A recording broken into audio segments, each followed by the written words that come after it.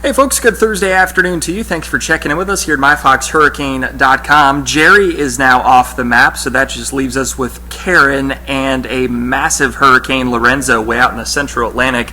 Best news, as we've been telling you all along since this became a storm, this is going to stay well out to sea, a little curve to the north, perhaps up towards the Azores as we get into next week, but I don't see any concern at all for the Caribbean or for the U.S., so that's great news. But Lorenzo now a powerful Category 4 hurricane.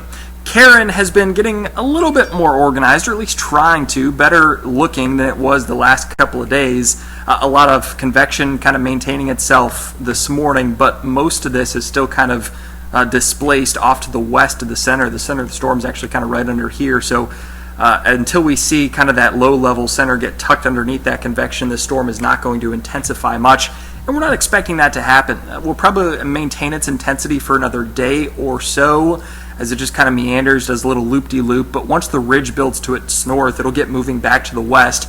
At this point, we are very confident that this will be a non-issue essentially for the Bahamas, for the U.S., really for anybody at all. Basically, the environment out ahead of this, once it moves west, is a whole bunch of dry air and some moderate to higher wind shear, especially over the Bahamas and Florida by early next week. So there's just really no way that this is going to be able to maintain itself and get anywhere near us. So it's quite possible this just dissipates altogether over the next few days. So that's great news from Karen.